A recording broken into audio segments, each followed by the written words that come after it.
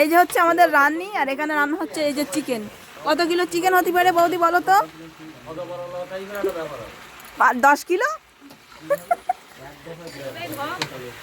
একটা ছোটোখাটো পিকনিক হচ্ছে, আর এই পিকনিকটা কিন্তু সবাই চাঁদা তুলে সেই পিকনিক না, এটা হচ্ছে আমাদের বিয়ের সময় ঘর ধরেছিল বৌদিরা, টাকা নিয়েছিল শুভর কাছ থেকে, সেই টাকা দিয়েই হচ্ছে পিকনিকটা হচ্ছে। যে বৌদিগুলো ছিল, মাঝখানে একটা বৌদি মিস করে গেছে, সে বসিরহাটে চলে গেছে, আমার পিসিমার ছেলের বউ, তো সে সব কিছু মানে মিস করে গেল। আর একজন চলে গেছে তামিলনাড়ু, বাদ বাকি যারা ছিল সবাই মিলেই পিকনিকটা হলো। আর এটা হচ্ছে দেশি মুরগির মাংস বৌদি রান্না করেছে, আর দারুণ টেস্ট করেছে।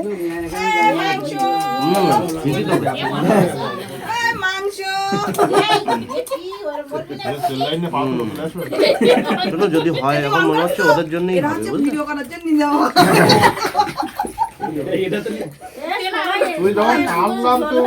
এখন বলবো।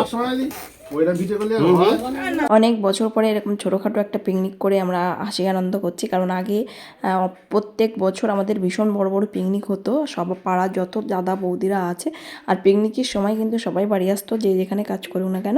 আর সেই আনন্দ এখন আর খুব একটা নেই। তবে এই হাসি আনন্দ আর এই দাদা বৌদিদের ভালোবাসা, ননদের ভালোবাসা, এটা হচ্ছে একটা বন্ধুর মতো সম্পর্ক।